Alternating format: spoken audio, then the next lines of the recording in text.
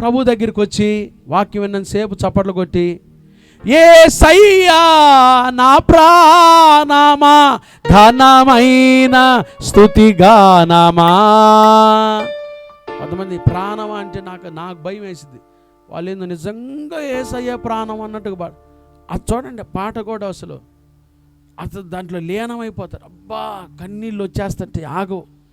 వీళ్ళని చూసి వీళ్ళెంత భక్తిపరులో లోకం అనుకోవాలి, వీళ్ళెంత భక్తిపరులు. కానీ నిజ జీవితం చూస్తే వాళ్ళకి దేవునికి అసలు సంబంధమే ఉండదు. ఒకే దేవుడు కదా. ఏ సేవకుడు ఇద్దరు యజమానులను సేవించలేడు. వాడు ఒకరిని ప్రేమిస్తాడు, ఒకరిని ద్వేషిస్తాడు, ఒకరిని వెంబడిస్తాడు, ఒకరిని తృణీకరిస్తాడు.